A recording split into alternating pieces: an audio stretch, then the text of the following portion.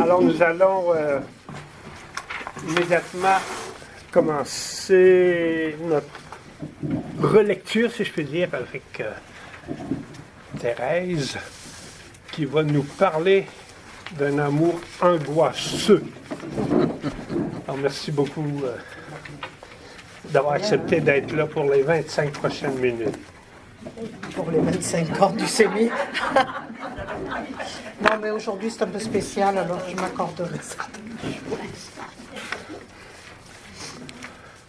En lisant, il y a une phrase du poète Ovide qui m'est revenue. Écoutez, les choses reviennent comme on peut. Voilà. Qui disait, je ne vous la dirai pas en latin, les limites de la ville de Rome et de l'univers sont les mêmes. Alors je me disais que à écouter et à redire ou à prier la prière apostolique de Marie de l'Incarnation, on avait l'impression que les limites du cloître de Québec et de l'univers étaient les mêmes. Il y a une forme d'universalité assez touchante, assez impressionnante dans cette prière. Alors, Raymond vient de brosser magnifiquement d'ailleurs, le contexte affectif, sensible, profondément humain aussi de cette lettre. Alors, c'est pas parce que je ne veux pas être humaine, mais je veux parler un petit peu aussi d'autre chose. En demandant à sa mère quelles sont ses dévotions, Claude était-il conscient d'engager Marie de l'Incarnation dans une confidence, et une de ses confidences les plus intimes, Raymond le rappelait, qu'elle n'ait jamais pu lui livrer. Pourquoi est-ce une confidence des plus intimes, sinon peut-être la plus intime? C'est parce que, bien sûr, elle est éminemment personnelle, ça va de soi, mais parce qu'elle parle de ce qui l'inquiète, de ce qui la trouble, de ce qui est important pour elle, mais parce qu'on a l'impression qu'à 62 ans, elle est en train de valider dans une prière qui existe depuis plus de 30 ans, elle est en train comme de valider ce que le Seigneur a fait en elle et ce qu'elle a pu vivre dans cette relation-là. D'une certaine façon, elle est en train, à travers cette prière, plus qu'à travers d'autres textes, et puis je pense que je vais essayer de le montrer, elle est en train d'accoucher d'elle-même comme maîtresse de spiritualité. Elle ne le sait pas, bien sûr, mais, et puis alors si on le lui disait, elle serait toute étonnée. Il reste qu'il me semble que c'est un des points forts de l'héritage qu'elle peut laisser. Le pape François, dans un texte qui date du temps où il était encore évêque en Amérique du Sud, dans la rencontre du Célam à Paris-Cidade, disait ceci, et c'est très beau sur les dévotions du bon peuple chrétien. Il disait, c'est la théologie du pauvre. Les pèlerinages, entre autres. C'est la théologie du pauvre. Et il faut la respecter en tant que théologie. C'est la théologie du pauvre, et on a l'impression que cette prière-là, chez Marie de l'Incarnation, c'est la théologie de la pauvre substantielle qu'elle est devenue. Parce qu'elle nous a assez dit, et elle a assez dit à son fils, combien il fallait arriver à une pureté et pauvreté substantielle au sens des béatitudes, parce que les deux béatitudes, pour elle, de la pureté et de la pauvreté, sont pratiquement synonymes. Combien il faut arriver à une pureté, à une pauvreté substantielle, et elle est arrivée à cette pureté, à cette pauvreté substantielle, on le sait depuis la relation de 1654, et j'ai bien l'impression que cette prière, c'est sa théologie du pauvre en ce sens-là, hein, au sens d'une pauvreté spirituelle fondamentale. D'ailleurs, c'est le sens aussi que donne, quand on creuse le texte de François, on s'aperçoit que c'est aussi le sens qu'il donne. C'est en fait de la pauvreté. Et que si les théologiens académiciens étaient vraiment pauvres d'une pauvreté substantielle, ils ne mépriseraient pas la théologie du pauvre et les dévotions. Bien. En ce sens, donc, cette lettre de confidence est éminemment personnelle et d'une certaine manière, elle résume la singularité de sa vie spirituelle en une sorte de noyau incandescent. mais selon une logique oxymorique qui est familière aux mystiques et aux grands maîtres spirituels du christianisme, cette singularité très existentielle porte en elle-même, je dis bien en elle-même et non à côté, des accents universels propres à élever la confidence de Marie en doctrine spirituelle et à confirmer, si cela était nécessaire, son titre de maîtresse de vie spirituelle. Donc il est bon que nous terminions l'année, et puis bien d'autres choses aussi, par une réflexion sur la singularité et l'universalité à travers cette prière.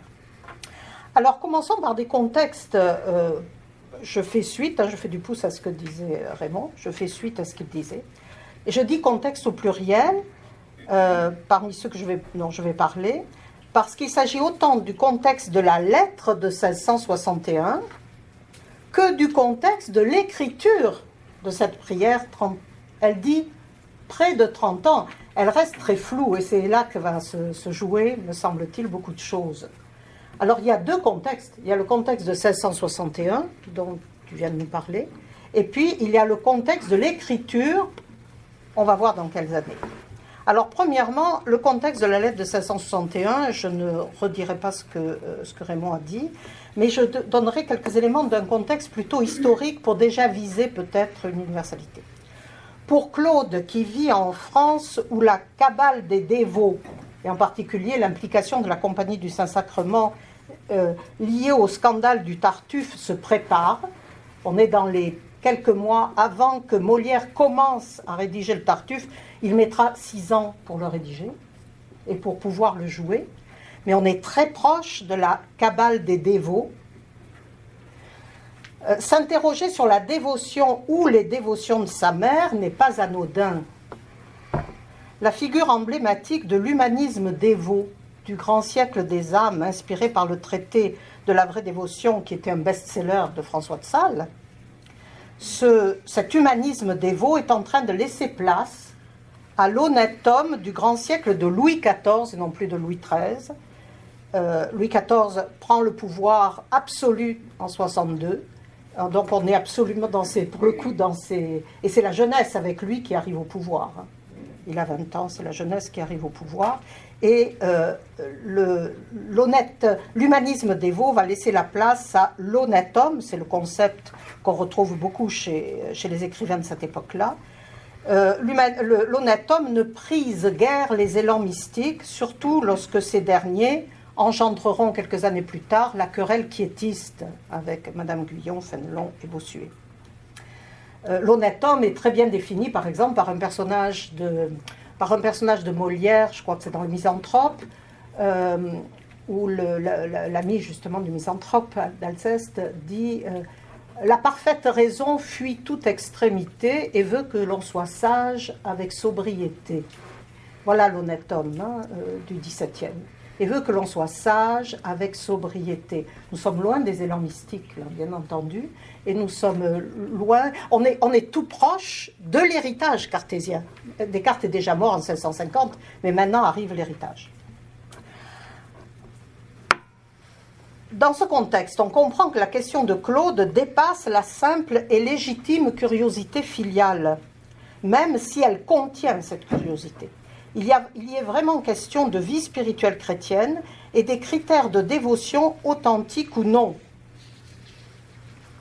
D'ailleurs, dans le texte, vous avez à un moment, c'était dans le passage qu'on n'a pas lu mais auquel a fait référence Raymond, vous aviez à la ligne, pour moi c'est la ligne 33, elle définit la dévotion à son fils. Que vous fussiez serviteur de Jésus-Christ et tout dévoué à ses divins conseils aux dépens de votre vie.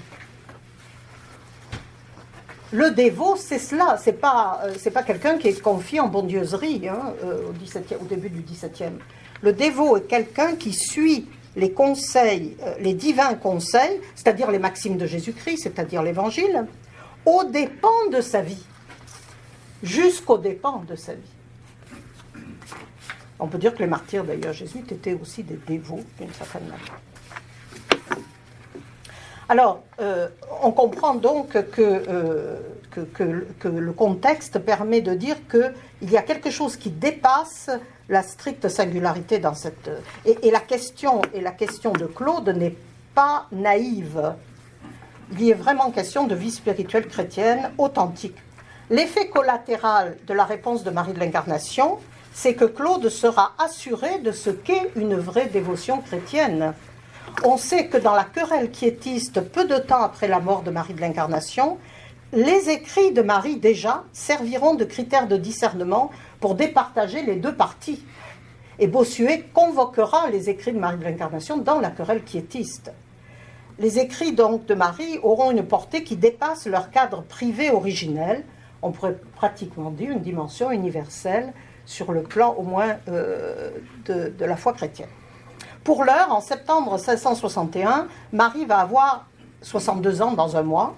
C'est bien entendu une mère qui répond à son fils dans l'intimité d'une correspondance qui doit rester privée. Je voudrais être près de vous et verser dans votre cœur, etc. Mais sa maternité, depuis la traversée océane, est devenue de plus en plus spirituelle et intégrale à la fois. Les années ont simplifié la mystique. Alors ça, c'est un mot qui est très important chez Marie, au point qu'on pourrait dire qu'il y a un 14e état d'oraison chez Marie, qui est la simplicité. Elle en parle beaucoup dans ses lettres, les dernières lettres et puis les lettres de confidence. Les années ont simplifié la mystique, rassemblant ses occupations extérieures comme ses occupations intérieures autour d'un unique nécessaire qu'elle décrivait déjà à Mère Françoise de Saint-Bernard en 52. « Je roule dans sa volonté, disait-elle en parlant du Christ, je roule dans sa volonté, je suis contente, et quelque croix qu'il m'arrive, je ne veux point sortir de ce centre. Voilà ma vocation et ma disposition, pour laquelle je vous supplie au nom de notre divin Sauveur et Maître de lui demander que je lui sois fidèle. » Elle a 53 ans. En 1666, elle dira, voyez, 5 ans après la lettre, elle dira que la vie spirituelle simplifie l'âme et jusqu'à sa mort, elle parlera ensuite de l'état de son oraison comme celui d'une extrême simplicité. Déjà dans cette lettre, 1661, le terme revient plusieurs fois. « Accommodez-vous, je vous prie, mon très cher fils, à ma simplicité et excusez ma facilité. Je puis dire comme saint Paul que je fais une folie, mais je dirais aussi avec lui que c'est vous qui me contraignez de la faire. » Alors elle n'est pas dans la raison, dans la rationalité, elle est à un autre niveau, dans un autre ordre qui est celui de la folie de Paul. Une fois de plus de Paul. En répondant longuement mais sans détour à Claude, il ne s'agit donc pas pour elle de satisfaire à quelques curiosités qu'elle estime d'ailleurs néfastes. Elle dit que c'est pas sain, S-A-I-N, la curiosité, mais de se livrer tout entière en lui donnant à découvrir l'acte par lequel elle termine ses journées et par lequel, à la fois, elle satisfait aux exigences d'un triple amour. Alors, cette prière lui permet de satisfaire aux exigences d'un triple amour. Celui de Dieu, puisque c'est le Père éternel qui dans une parole intérieure, lui a dit d'eux, donc elle satisfait à la volonté de Dieu. Celui de ses proches par la chair, sa nièce, son fils, et celui des enfants que son époux divin lui a donné de porter en son sein. Encore une fois, la manière de Paul Galate, mes petits-enfants, que dans la douleur j'enfante à nouveau. Nous sommes très proches de ça. Et cet amour, ce triple amour, est angoisseux. Ça vient d'elle, ça ne vient pas de moi. Et oui, elle le dit. L'expression amour angoisseux, on va y revenir. Il y a près de 30, je vais y revenir sur les circonstances dans lesquelles elle le dit. Il y a près de 30 ans, dit-elle, que cette prière a commencé. Il faudrait donc remonter en 1630. Voyons, Marie ne se serait-elle pas trompée de date? Elle dit à peu près quand même. Deuxième contexte, le contexte de l'écriture de la prière elle-même. Dans la relation de 1654, Marie évoque ce même épisode, page 196-203, et très précisément l'événement qui est à l'origine de cette dévotion unique, page 202, dans des termes tout à fait semblables à ceux qui introduisaient l'extrait de la lettre que nous travaillons aujourd'hui. Alors, bien sûr, je ne vais pas vous le relire, parce que ça me prendrait beaucoup plus de temps. Mais juste un tout petit passage, je vous renvoie, ça vaut la peine d'aller voir la différence entre les deux. Donc une nuit, je lui représentais ce grand affaire. Retenons l'expression grande affaire parce que on va la revoir. Je présentais donc à Dieu. Par une lumière intérieure, je connus que sa divine majesté ne m'écoutait pas, ni ne se rendait pas propice à mes vœux et instances que je lui faisais comme à l'ordinaire, ce qui piqua mon cœur et mon esprit d'une angoisse extrême. Alors là, c'est pas un amour angoisseux, là. C'est d'une angoisse extrême. Ce qui piqua mon cœur, donc l'essentiel d'elle-même, d'une angoisse extrême. Je concevais, etc. Je ne lis pas la suite. Or, cette expérience spirituelle peut être assez facilement datée entre le songe apostolique et la traduction du songe. Entre Noël 33, début 34, et janvier 35. Marie est entrée depuis 2 ans au moins au couvent des Ursulines de Tours. Elle y a déjà vécu l'exceptionnelle 3e vision trinitaire et le songe apostolique dans l'octave de Noël 1533. Pourquoi, dit-elle, il y a plus de 30 ans que je la pratique? Car évoquer 1631, 30 ans, ou même avant, plus d'eux, élimine le songe apostolique comme élément déterminant de la prière apostolique. Par contre, en évoquant cette période où Marie est encore laïque dans les embarras des affaires de sa sœur et de son beau-frère, c'est-à-dire les années qui précèdent juste là, les mois 1631, elle écrit dans la relation. Donc, elle évoque ce qui précède 1631. Dès que j'eus les premières et fortes impressions de quitter le monde, ce fut d'être Ursuline parce qu'elles étaient instituées pour aider les âmes, chose à laquelle j'avais de puissantes inclinations. En parlant d'inclinations qu'elle avait, Marie nous invite encore à remonter plus haut. Parce que si c'est seulement son entrée ou son désir d'entrer chez les Ursulines pour le salut des âmes qui, en fait, inspire de très loin la prière apostolique, il y a plus de 30 ans, elle n'aurait pas parlé d'inclination. Elle avait déjà cette inclination apostolique pour le salut des âmes. Donc, elle nous oblige à remonter plus haut. C'est de l'ordre d'une enquête policière. Hein. Et si nous nous demandons d'où lui venaient ces inclinations, force nous est de remonter 3 ans plus tôt à la 2e vision trinitaire et aux suites immédiates du mariage spirituel qu'elle vit à ce moment-là. Et je cite, « Vous êtes mon moi, vous êtes mon moi, mon mien, dit-elle à son époux. Allons, mon époux, dans les affaires que vous m'avez commises. » Alors on pourrait dire, bon, c'est les affaires de son beau-frère, et puis elle va... C'est pas ça du tout. Je continue. L'âme n'a plus de désir, elle possède le bien-aimé, elle entre dans les affaires pour, en tout et partout, ensuite des connaissances qui lui en donnent et communiquent, rechercher sa gloire et faire qu'il règne, maître absolu de tous les cœurs. Dès lors, il est impossible de séparer le souci du salut des âmes qui est l'atmosphère de la prière apostolique, hein. Il est impossible de séparer son souci du salut des âmes de son union avec l'époux, celui qui les a sauvés. L'amour des âmes, l'amour du Verbe incarné sont absolument coextensifs. Il s'agit d'un même amour et il est angoisseux, tout autant qu'avait pu l'être celui du Verbe incarné avant que l'union ne soit enfin réalisée. Car l'expression amour angoisseux, elle l'utilise juste avant les noces.